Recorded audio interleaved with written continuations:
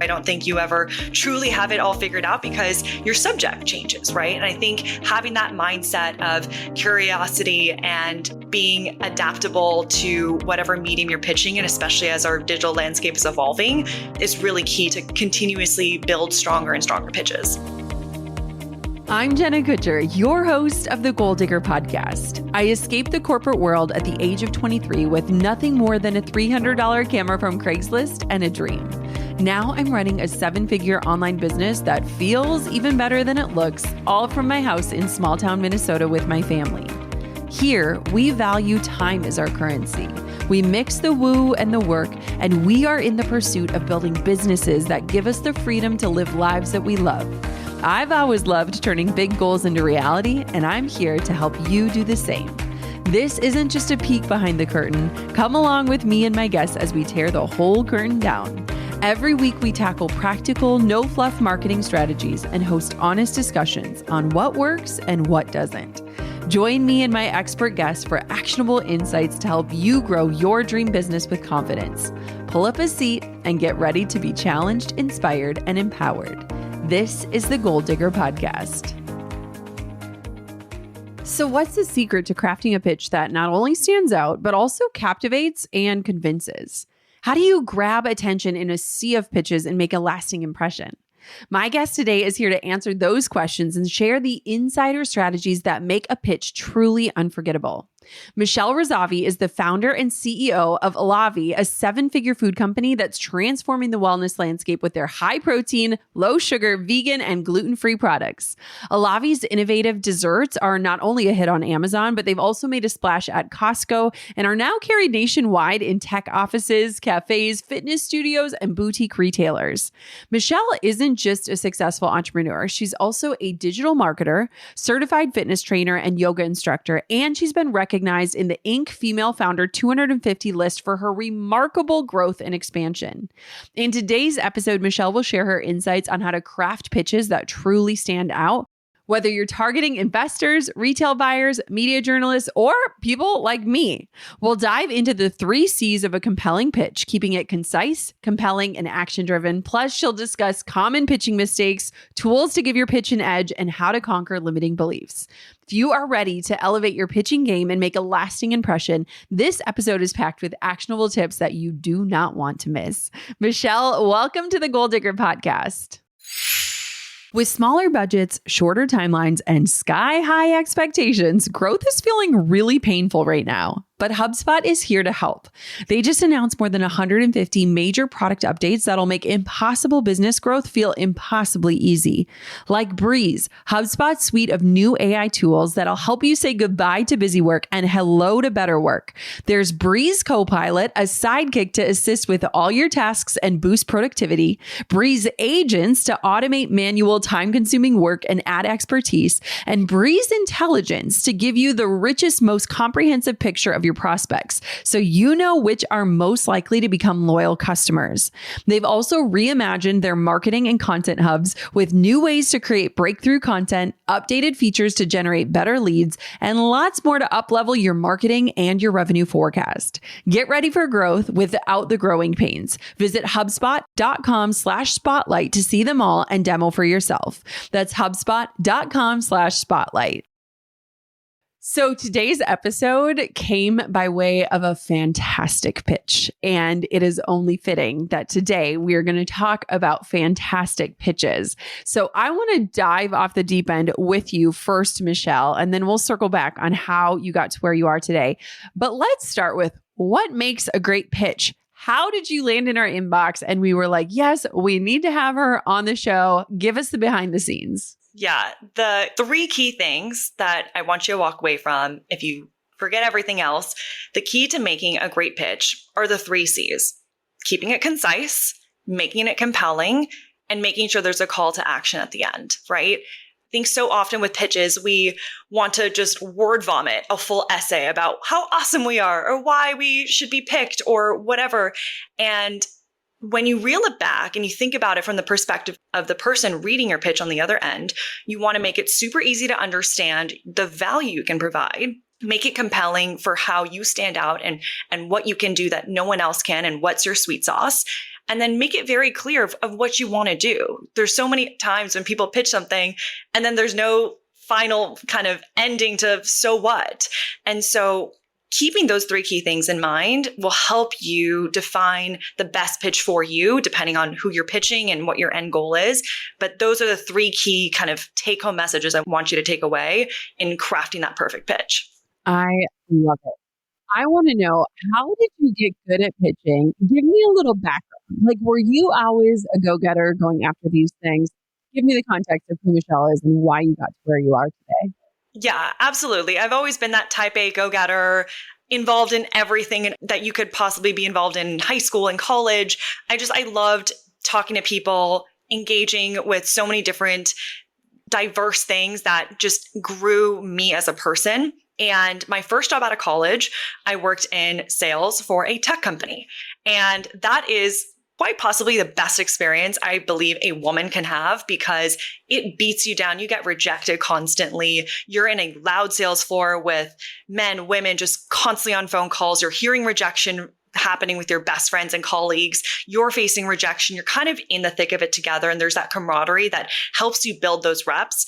And I'm also a part-time fitness instructor and have been teaching for over 6 years. And the way I kind of view sales is the best analogy is kind of building your reps in the gym, right? You're going to fall flat on your face. You're not going to be perfect the first time. It's going to feel uncomfortable. You're not going to want to do it at first. But the more and more you do it, the stronger you get, the more confidence you build. And so that's where I really started to learn about qualifying people before you even pitch them, making sure it's right, doing your research, making sure that, you're positioning yourself in the best way, but at the end, making sure that you're being received in the best way, right? So it's a two-way communication, right? It's like what your kind of input is and what that output is.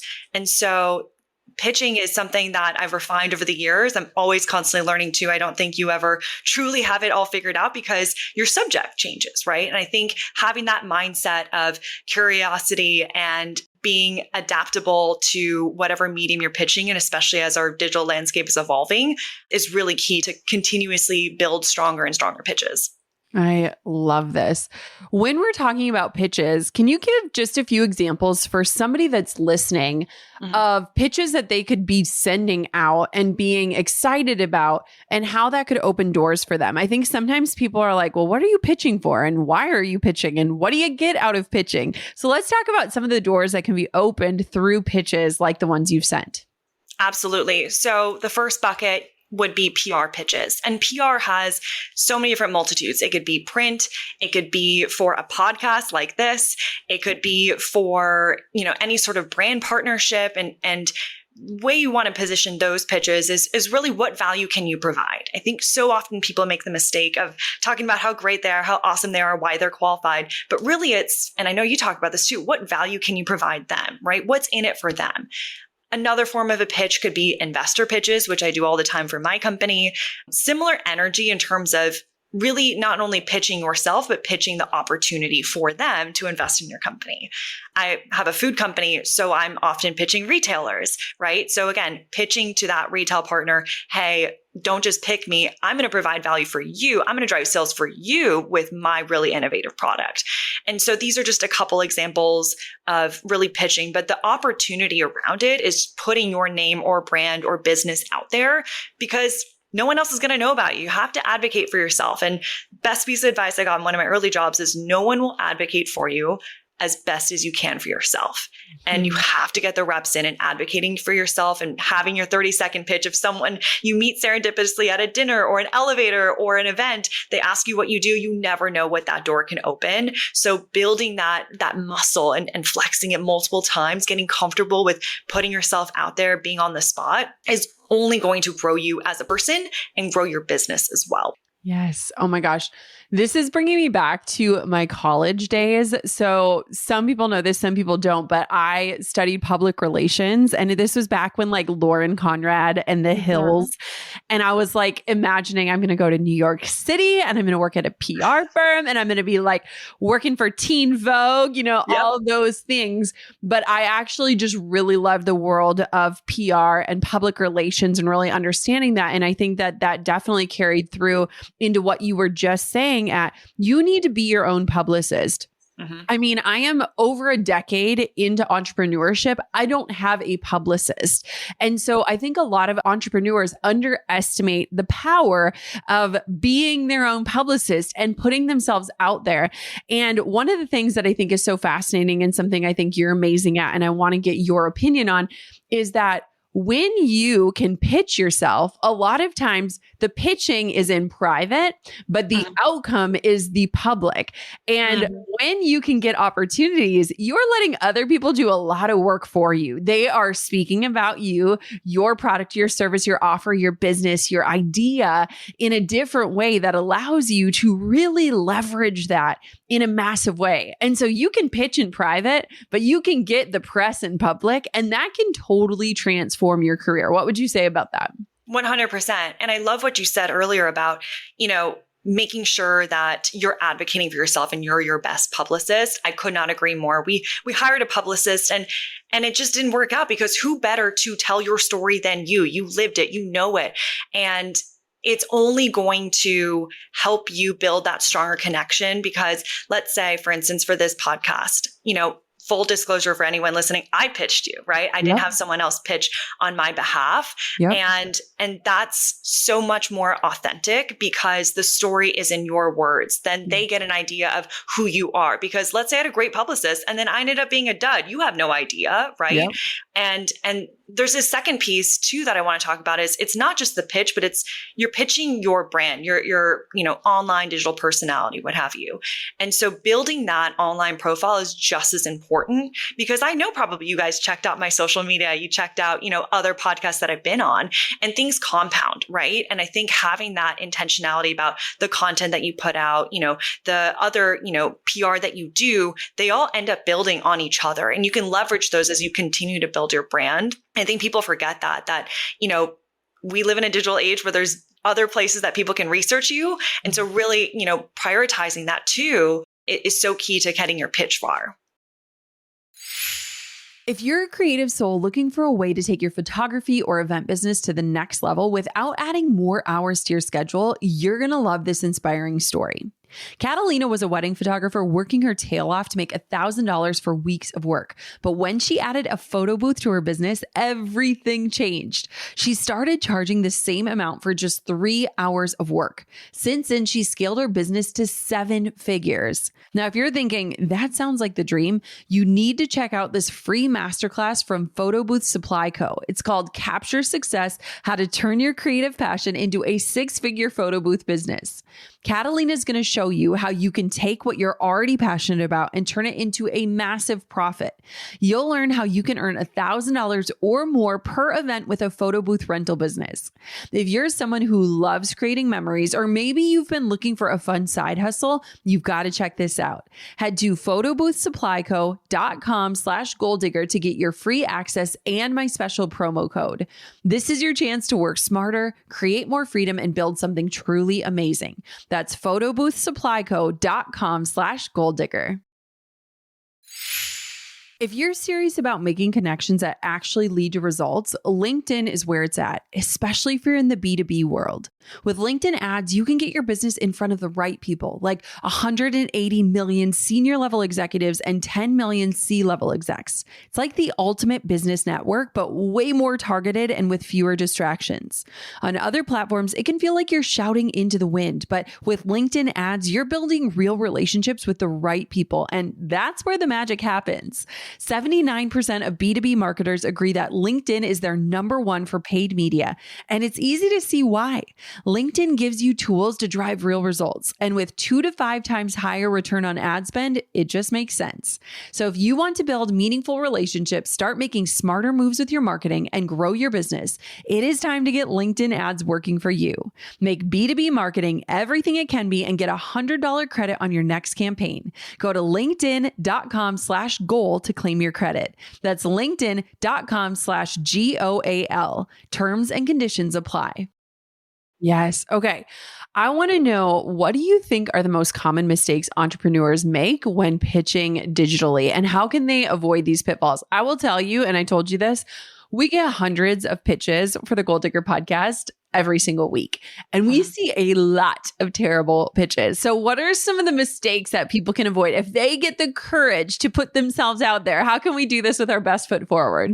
Absolutely. So I alluded to this earlier. One, please don't write a full novel, paragraph after paragraph. Again, be mindful of the person on the other end. Do you want to receive a full, 300-word essay from someone if they're trying to pitch you? No. So keep it really clear. I remember in my email, a lot of my emails, I bullet point out, here are a couple of the topics that we can talk about, open to discussing more, right? You're not pigeonholing yourself, but at the same time, you're making it easier on them. And that's the point that I want to stress is yours and many other people's inboxes are inundated, right? So how can you make it the easiest, most frictionless process on both ends? And so bulleting, making the subject line a potential pitch so that, you can basically kind of help visualize them being on your podcast or doing a partnership with you, and really trying to stand out with being concise, right? So many people write a lot. So being simple, I love the acronym Keep It Simple Stupid as the guiding light for pitches. And maybe one line of, what makes you stand out, a link to your social profile if you have a very, engaged following. Again, just adding little nuggets and crumbs. I think so often we want to just give it all and you're so excited to pitch yourself, but think about it as like giving a little appetizer, right? You want to whet the palate. You want to get them excited to bite into more. And so less is more in this approach. Yes. Oh my gosh.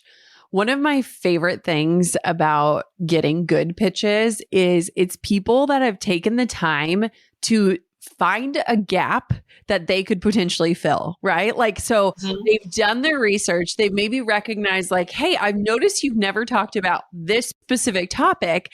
Here's why I can help you fill that gap. And when done correctly, it is done in such a way of service where it's like, dang, you're right. There is a gap. And guess what? You are naturally the perfect person to fill it. And I feel like even you did that in a really meaningful way. And so for anyone that is listening, it's so funny because we can tell the bad pitches because basically they'll say, I listened to your latest episode, and then they put in the guest name and they put like one line. I really love the part where, and it's like one line about it. And it's like, you clearly didn't listen to that episode or you don't know what the topic was. And so I always just love when people can kindly and politely be like, hey, I noticed that there's this gap and here's why I'm the perfect person to fill it. It not only takes out the research aspect for us, but it allows us to find the solution right there in that email. And I think you did a great job of that too. Thank you. And yeah, that's exactly it is. Like, how can I make your job easier so that it's a delightful experience end to end from the beginning to the end? And that's really the mindset with any pitch that you should take in mind. Yes. Okay. You have successfully pitched to massive names like Costco and Amazon.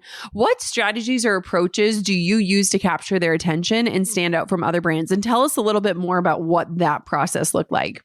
Yeah. So fun fact, I cold pitched Costco and got in, which is unheard of. And I want to start out by saying I've been pitching for years. So if you have a big fish or your dream partner, retailer, whatever, don't go there first. I've built up my reps. I found out what works in terms of the hook and the pitch and the right email format and the right subject line. So with that being said, subject line is key. You want to be descriptive, enticing. I think for that, I knew Costco really wanted to bring in diverse suppliers. So I did my research. And so I said like woman owned, innovative brand, something to that sort, kept it short and sweet, and then dove straight into, hi, I'm this, here's what I can provide. I noticed there's this gap in kind of like what you guys provide. Here's kind of our traction. Please let me know if I can send samples. Super like concise. I think I showed a couple images just because food really is a visual kind of experience. And then he forwarded my email to our buyer and our buyer reached out. And granted, we had these other back channel, areas. We had a strong Amazon presence. We had a strong website, a strong digital presence. And that kind of goes back to like making sure all of your buckets and all of your profiles are clean and strong so that when they do their research, because they will, you have a really strong profile and a very compelling case.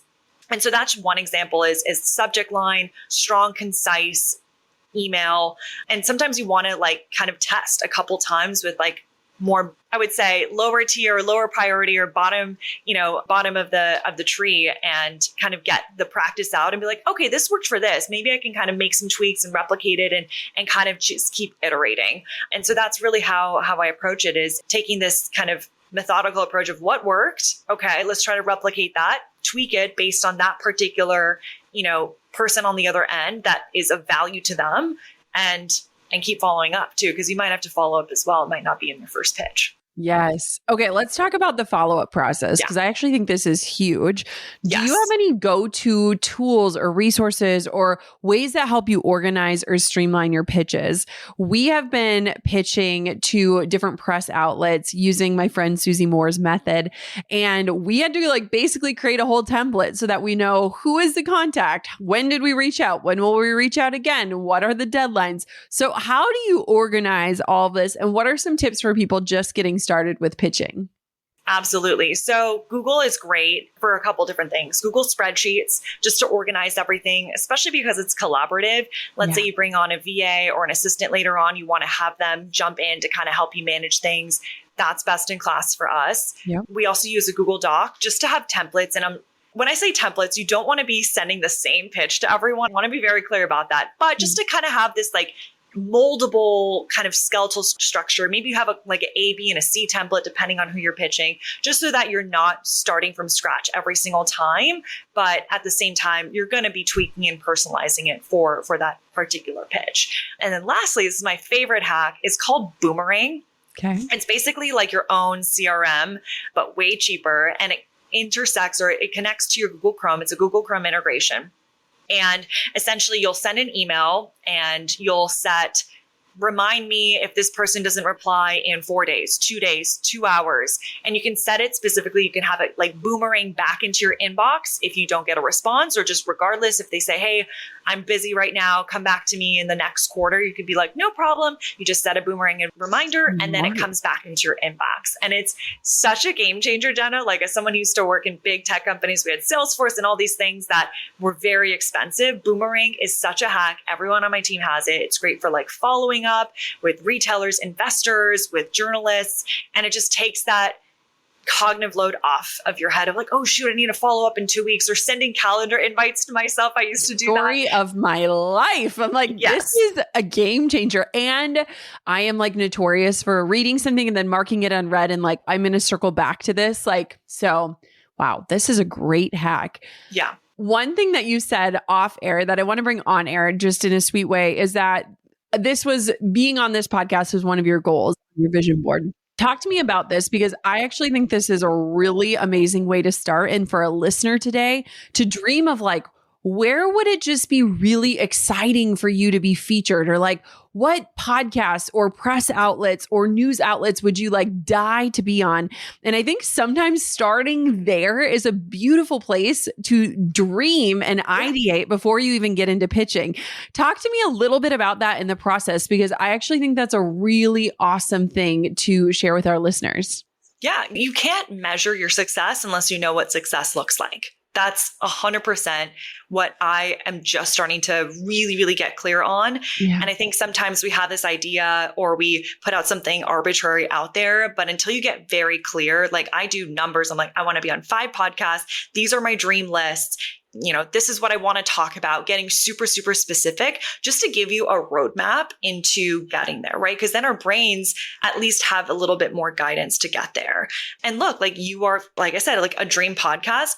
I'm not going to pitch you first, right? I want to build up my podcast repertoire. So we were chatting about being on Tori Dunlap's podcast, who shout out Tori, who connected us and is such a champion for us. But, I know that being sometimes if I pitched you maybe 2 years ago, probably we weren't ready, right? Yeah. And that's okay. Sometimes you might have to move out that goal to build your expertise, build, your credibility, or whatever it is that you need, and then come back later when the timing is right. So I think sometimes the timing might not align with that goal, and that's okay. What is it that you need to do to build yourself up to get to that goal? And so getting really clear and kind of working backwards from your goal, that's really how I think about it. And so yeah, for this particular one, I knew I wanted to really make sure that I came at the right time to provide the most value for your community and listeners. I love that. And it's like, it brings me back to even when I started my podcast, like we made like a dream 100 list of like, who are the people that we would just die to have on the podcast? And not only does it allow you to just dream really big, but it also keeps you awake to like when life gives you these beautiful opportunities that you once prayed for. And I think so many entrepreneurs miss these magical moments because they never actually sat down to say, this is a really big deal. And like now it's happening. Like, look at how far I've come. And I am all about the celebration. I'm like, we need more celebration in our lives and in our journeys. And so I just think there's so much power in that. And also, I love what you said about just seeing the stepping stones too. I will say, even as a podcast host, that when you can see that a guest has been on other people's shows who you respect, it automatically adds more credibility and it takes away some of the necessary research because you're like, hey, if so-and-so trusts this person, this might be a really great fit for us. And so there is something that really builds as you get more recognition and press out there. And it adds in that like social proof that a lot of people need and desire, especially when starting out with a business. 100%. And one other note that you touched on is it's not overnight, right? Like we've been building for years. I know you've been building like for so much longer and people view it from the outside looking and like, oh my God, she has such a successful podcast. It just like must have happened overnight. And you know, it wasn't overnight, you know, the reps that you put in. And I think just talking about it too, of like how these things sometimes take time and that's okay. And to trust the process and to enjoy the process too is really what I think you and I are both excited about sharing too and lifting the veil on. Yeah. I want to know what your opinion is on personable versus professional and how to kind of like toy that line when writing pitches, because I feel like that can be a really hard line, especially dealing with if you're dealing with corporate people or different things like that. What is your opinion on that? Yeah. So it also depends on the medium that you're pitching too, right? If you're like doing a pitch over email, sometimes I pitch over Instagram DMs. You could do it, you know, in other channels. You could back channel through like a mutual person that you know in between. And so to strike that balance, I think it depends on what is that person? Are they pretty personable, warm? Do they have a very, you know, professional or more personal demeanor online? Doing your research on them. And like you said earlier, like not something that's very cookie cutter of like, I listened to this past episode. And so kind of just formulaic. It's like, hey, Jenna, I was like binging a lot of your episodes. I know that like this season is more about leaning into your femininity and like how you're trying to slow down after working your masculinity. And that really resonated with me. I'd love to share, you know, XYZ about how this has really helped me with my business is I was also in masculinity, right? It's meeting that person where they are to build rapport without it being forced, artificial, and kind of just very fake. For lack of a better word. And I think it kind of just depends on you. Are you that like kind of warm and personal person, or, you know, or is it really like uncomfortable and unnatural for you? So it's also kind of having that self-awareness of like what feels right for you so that you're really delivering on what you're pitching. Also want to add, you know, sometimes you have to back channel. Sometimes you have to follow up and say friendly nudge on this or like just checking in because you sometimes do fall in the inbox and that's okay and not take it personally.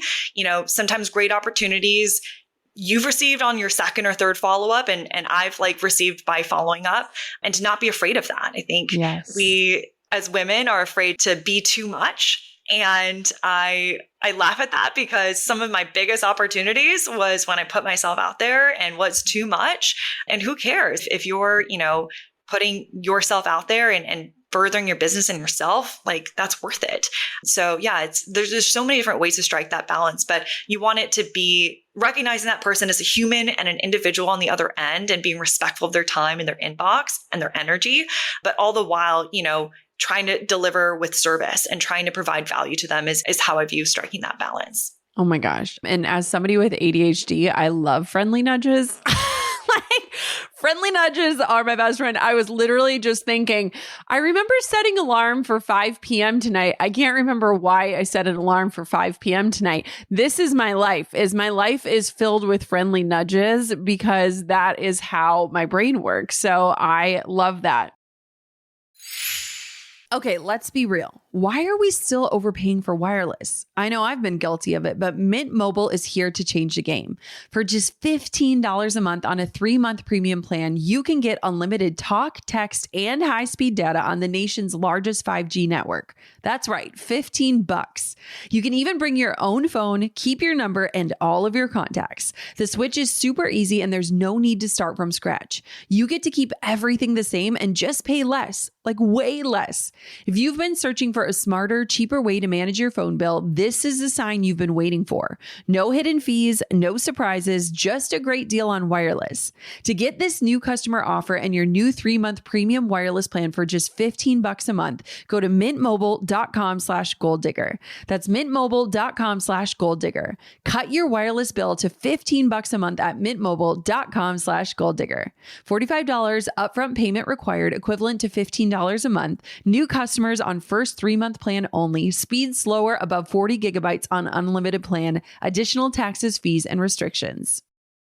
One of the things that I would love to hear about your thoughts or process on is like, how do you work pitching into your workflow? I feel like a lot of times entrepreneurs are so busy that the idea of even pitching themselves or an idea or a contribution or anything, like that's just another thing that needs to go on the to-do list. And so is there any like ways that you can incorporate it into work you're already doing, or how do you set aside time for that? Great question. It is exhausting to pitch, right? You have to do the research. You have to get yourself energetically into the right mindset to pitch yourself. And if you're, pouring from an empty cup, that pitch is not going to be strong. Yeah. And so I think to do that, you need to take a step back and ask yourself, like, when am I in my most energetic flow state? Is it on the weekends when I've had, a little bit of like slept in and got to get like some free time without all these calls? Or is it when I'm in this mode where I'm just back and forth and ideas are flurrying and that's when I'm in my zone? So I think it's asking yourself, when are you in your best mode? And then from there, carving out a time to just do batch pitching, right? Same as you would do batch content, right? Your brain can only switch back and forth so many times and it's exhausting. Right? You know this, you're nodding your head.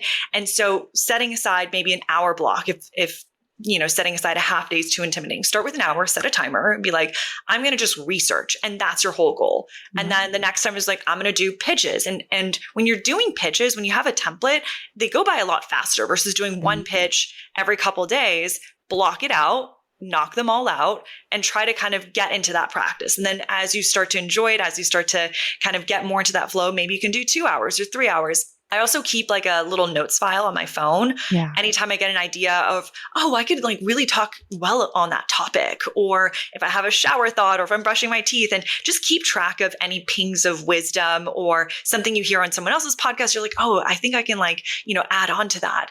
Keep that, because sometimes inspiration strikes randomly and you want to be able to document that. And so that's another tip is sometimes you can't plan for that and to kind of have a place to collect your ideas. Oh my gosh. I love shower thoughts. So underrated. I think we should all be required to take a 30-minute shower alone every day.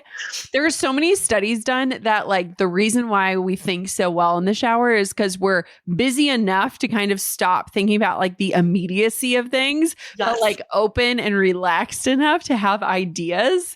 But man, how many women have amazing shower thoughts? And then you're like reaching for your phone and your phone's getting wet and you're like, this is worth it. I promise it's worth it. So many great things are born in the shower. I love that organization too. And I also love the pro tip of like, what can I expand on? Or what do I have a different take on? I was just listening to a podcast episode one of my friends did. And I was like, I want to do an episode on this, but with like my take on it. Cause I think this is so fascinating and fun to listen to. And it's funny because we think we'll remember these ideas, but guess what? We likely don't. And so having a place where you store ideas, thoughts, stories, things that people are curious about or asking you about, it's a great way so that you never stare at the blinking cursor or you're wondering like, what do I have to say or contribute? I absolutely love that. I think like story banking is one of the best things that every person should be doing, regardless of if you're pitching or not. 1000%. And that's the thing too, is like, ask your friends, like, hey, what is it that like I provide value on? Or like, just notice even, what do friends come to you for? What are people maybe just DMing you about? If you start to notice a pattern, you're like, I seem There's to be some something sort of a there. thought leader on XYZ topic, or people seem to really want my opinion on something. Note that Yes. down, because that means probably other people want to hear about it. And then you can package that into a pitch. Maybe ask a friend for it to help you with your pitch. Yeah. And that is the nugget that you should follow to kind of share your wisdom, your expertise to really further your brand. Yes. Okay. You hit on this topic very briefly at the beginning of our conversation, but I want to circle back. Let's talk about rejection. I Mhm. feel like so many people are afraid to even put themselves out there for fear of rejection. How do we overcome that? How do we take rejection as protection, as some of my friends like to say? Like, what does this look like? Because I believe that so many people are missing incredible opportunities because they're afraid of the R word. So, where do we go from here? Yeah, I want to share a word of wisdom that my mom shared with me when I was a kid is, what's the worst that can happen? They say no. Mm-hmm. And that was such a mind unlock for me. I'm like, yeah, that's literally the worst that can happen. Yeah. Like, they say no. And I think accepting a no is like, it's not failure. It's just a no. Like, people can say no. Yeah. And I think that's what so many people struggle with is like, a no is not, necessarily a reflection on you. It's not a hit on your character. Mhm. They're just saying no for whatever reason. Maybe they're booked up with guests. Maybe, your topic just doesn't meet their content calendar or whatever. Yep. That's okay. There's so many different reasons around no. And I think when you really take yourself out of that rejection and really try to protect your energy, I think that's such a key hack to really manage that. I also love Sarah Blakely when she was talking about, as a kid, her dad would say, "What did you fail at today?" And I think that mindset of like, I'm going to send out 5 pitches today and I probably won't hear back, but that's okay. And really just like resetting your expectations of like, but I'm going to do it. I'm going to send out the pitches. That's step 1, right? And being so unattached to the outcome will really allow you to step out of your comfort zone because you don't care. It's cherry on top if they say yes. Mm-hmm. If anything, you're going for a no. So when you get that yes, when you get that response, you're like, awesome. It's just like an add-on versus a detraction with a no kind of response. So that's really how I view it is it's a numbers game. It's like dating, really. You just have to put yourself out there and, keep going out there, keep pitching. You'll get a yes eventually. And if not, ask yourself why. Could your pitch be stronger? Could your offer or value that you present be a little bit more refined? Ask for feedback. If something's working, continue refining that. If something isn't, ask yourself why and try to really troubleshoot that so that you can get better. Yes. Oh my gosh. You bring up such a great point. I feel like we say no a lot in our business and brand. And I have recognized that like 99% of the time, it is not them, it's us, whether it's content calendar or timing or bandwidth or anything like, and it's so interesting to me because I'm like, from this side, it's so obvious that it has nothing to do with the amazing nature of this person or their expertise. It has everything to do with me. But it's interesting how we write these stories in our minds of like, well, clearly I'm not good enough or pretty enough or skinny enough or whatever it is that we tell ourselves. And, I really got in the habit, especially when I became a mom, of like when I would say no to things, I would add in a caveat and say, this is only a reflection of my values at this stage of my life. If I say yes to this, it is pulling me out of alignment for what I say matters the most. And I just want you to know that this has nothing to do with you or your offer or what you're working on. It's amazing.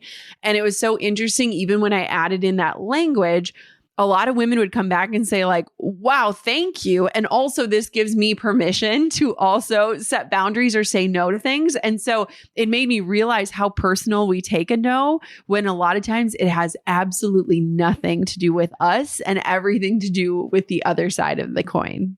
And why is it that we as women get so personally offended when we hear it, right? Whereas like men all the time, they're like, okay, whatever. Like, why is it that they're so okay with it? And I was talking about it with a friend. I think it's because they're trained at a younger age to put themselves out there to, even when they're dating, right? It's like, okay, whatever. She said no, like onwards. Whereas like women, we are probably not like approaching men and kind of like putting ourselves out there as much. And so I think there's also this conditioning that, happens in an earlier age with boys and then men, whereas women were not encouraged like, hey, put yourself out there. It's okay if you get rejected, like go after it. It's okay. Yeah. And I think there's an acknowledgement I think we should have to that it's like, we're really flexing and training something that, wasn't taught to us at a young age. So we have like decades of catching up we need to do it. And that's okay, right? You have to start somewhere. Yeah. And I think normalizing, having conversations like this of, I get rejected all the time. And that's okay. Like that's part of the process. And I'm sure you do and used to a lot.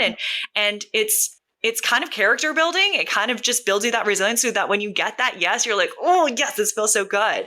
And so kind of taking in the yeses and the nos is so critical, because if you got yeses all day, you wouldn't appreciate it. Mm-hmm.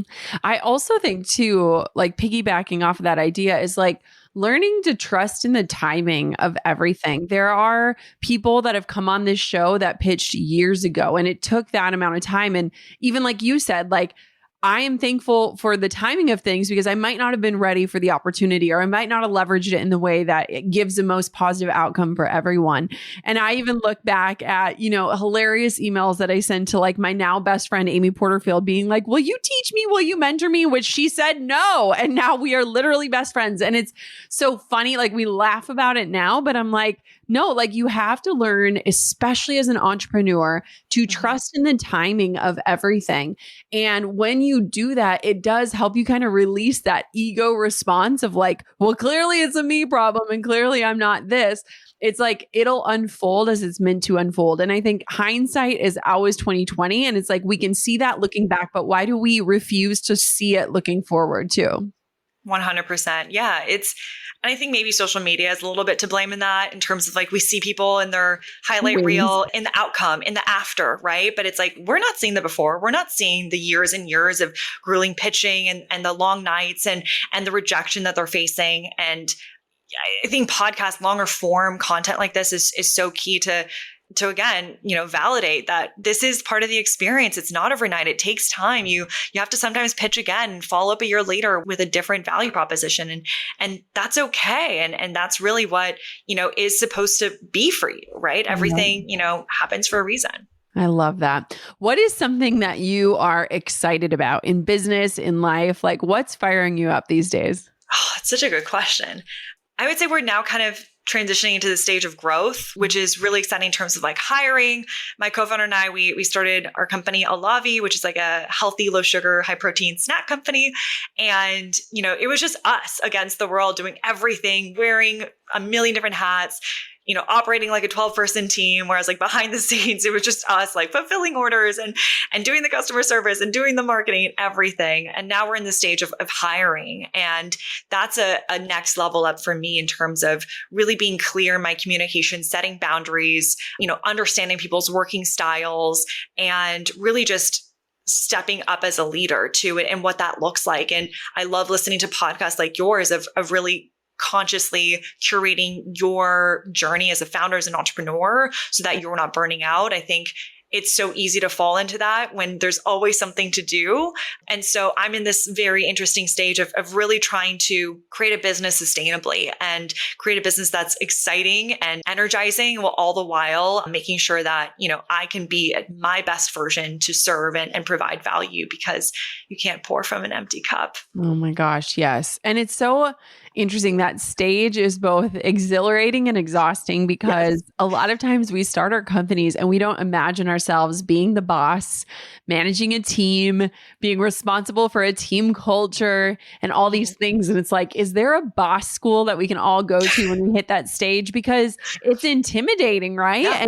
And for people who bootstrap and like really learn as they go, it can be so hard to let go of pieces of this brainchild, this baby that you've created. It also reminds me too, is like, as you're hiring, job applications are like pitches in and of itself. Right. You can see people and their personality immediately. I will always laugh. My copywriter, who's been with me for 6 years now, she applied to be my podcast producer. And I remember she submitted her LinkedIn profile, and on it said, "Can change a tire in a snowstorm." And I just thought that was so funny and memorable. And I was like, when I got on the phone with her, I'm like, I loved your application. I thought this was really interesting. Have you ever thought about being a writer? And things like that. Like, we are constantly pitching and being pitched to. Do you have any advice for people, since you are looking at applications and things like that, when it comes to pitching themselves for their dream job or for a new career move? Yeah, I would say doing research, right? Yeah. You want to be super clear of, are they hiring for a role or potentially down the line? Are they the right fit for you? Is this something that you resonate with, that you're passionate about? I would say if I was applying for a job right now, I would, instead of trying to apply to 30, 40 different jobs, pick 3, max 5 jobs and really do your research on the founders, on their why, on their mission, where they've gone, where they're planning to go. You can listen to podcasts. It's such a hack right now. I think you can really get into the brain of anyone these days if they've done a podcast and really try to present yourself in a way that can be of most value and service to them. Be like, hey, I noticed you're trying to, accelerate this part of your business. Here's my background. I've already done this for you. No questions asked. I've already created this marketing plan for you. Here's an example of what it would look like for me to work for you. And really just make it, like we were talking about, make it easy for them and frictionless for them to evaluate you. Especially if someone's getting pitched constantly, the best way you can stand out is by authentically, serving in the way that you can and going above and beyond. And it might take more time. You might get a no, you might get no response, but building that muscle and flexing hey, I'm going to be really creative, really outside of the box. I think I had someone film me a Loom video for a job application. I thought that was so unique. And they're like, I'm going to send you a full video of going through my resume. And it was with a screen record. And I was like, this is actually really cool. And this is the kind of person that I would love to hire. And then in terms of pitching yourself, it's really just pitching at the right time too. This is a tip that Tori taught me, is pitching between the days of Tuesday and Thursday are the highest chance of inbox opening. So I think that's also a key hack that I have to shout out Tori Dunlap for sharing with me, and trying to get it within working hours of 10 a.m. to 2 p.m. their time. So again, what's their time zone? Be protective of their inbox. Don't email them on 8 o'clock at night or on a weekend, and really trying to optimize for that open is another way to go about it. I love that. And I think one of the things that you said that I think would be an awesome tip to round this out with is go deep and not wide. And like you said, choose 3 to 5 and go really deep on them and spend that time versus sending out 100 generic pitches. You're going to get better, more rich opportunities and experiences if you go deep and not wide, and you're going to save yourself a ton of time. And so I love that advice. Michelle, where can everybody find out more about you, connect with you, learn more about your business? Give us all the places. Yeah, absolutely. So our company, Elavi, you can find us at Elavi, ELAV as in Victor I.co. That's our website. We're on Amazon. Please leave us a verified purchase review if you want to help us out. That is the best way too. On Instagram and TikTok, we're Hey, H-E-Y, Elavi.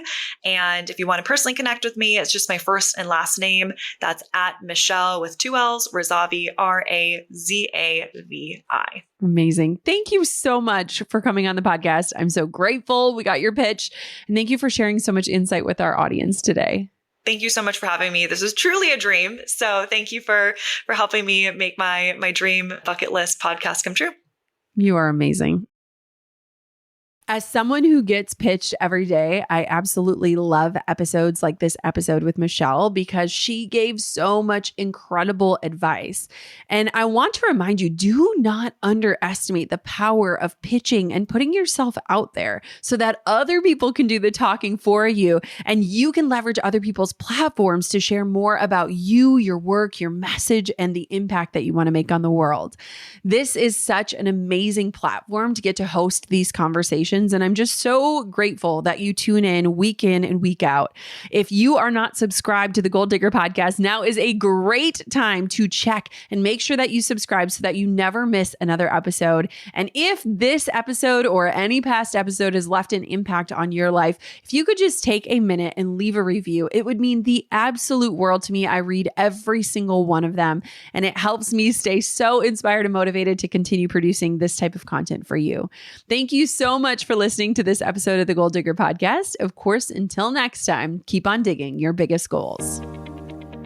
Thanks for pulling up a seat for another episode of the Goal Digger podcast. I hope today's episode fueled you with inspiration, gave you information that you can turn into action, and realigned you with your true north in life and business. If you've enjoyed today's episode, head on over to goaldiggerpodcast.com for today's show notes, discount codes for our sponsors, freebies to fuel your results, and so much more. And if you haven't yet, make sure you're subscribed so that you never miss a future show. We'll see you next time, Goal Diggers.